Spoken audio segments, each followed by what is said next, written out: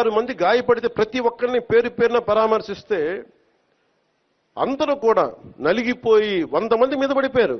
ఎంత ఉంటుంది ఒక ఆడపడుచు మీద పడిపోతే, పెద్ద ఆవిడ మీద పడిపోతే, తమిళనాడు నుంచి వచ్చారు.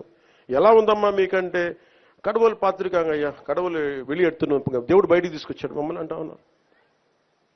ఎంత పెద్ద మనసుతోటి సరిగ్గా చూసుకోలేదయ్యా మమ్మల్ని. కానీ ఏం చేస్తాం, మా కర్మ ఇలా కాలిందని. అది దేశం తాలూకు దౌర్భాగ్యం.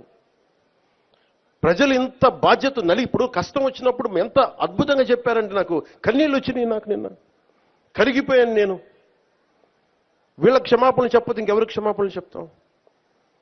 ఏఈఓ కానీ, ఏఈఓ వెంకయ్య చౌదరి గారు కానీ, ఈఓ శ్యామలరావు గారు కానీ, చైర్మన్ బిఆర్ నాయుడు గారు కానీ, టీటీడీ బోర్డు సభ్యులు, పాలక మండలి సభ్యులందరూ కానీ, మీరందరూ వచ్చి ఒక్కొక్క వ్యక్తి గురించి కథ వింటే అప్పుడు మీకు బాధ అర్థమవుతుంది.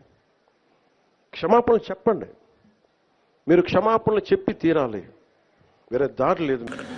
అంటే మీరు చూస్తే అన్నగారు తీసుకొచ్చిన సంస్కరణలు కేవలం ఆకలి తీర్చేదే కాదు, పక్కా గృహాలు అందించాలి, జనతా వస్త్రాలను తీసుకొచ్చారు, అనేక సంస్కరణలు తీసుకొచ్చారు. ఆ సంస్కరణలన్నీ మేము ముందలు తీసుకెళ్తున్నాం. చాలా దగ్గరలో కూడా ఆయన తీసుకొచ్చిన కార్యక్రమాలు చూసి ఇప్పుడు మారింది, కాలం మారింది, అవసరాలు మారినాయి. మారిన అవసరాలు పరిగణనలో తీసుకుని ఇప్పుడు కొత్త కొత్త కార్యక్రమాలు మేము ఆంధ్ర రాష్ట్రంలో అమలు చేస్తాం జరుగుతుంది. ఓకే, సంబంధించి ఆయన టీటీడీ చైర్మన్ క్షమాపణ కోరాలని చెప్పేసి పవన్ కళ్యాణ్ గారు చెప్పారు కదా, మరి అది ఎలా ముందుకు వెళ్ళాలి? అదే ఆయన వ్యక్తిగత అభిప్రాయం కదండి. It is not Telugu Desam party stand. అది మీటింగ్ డావోస్ పర్యటన అయిన తర్వాత దాని మీద నేను స్పందిస్తాను. ఓకేనా?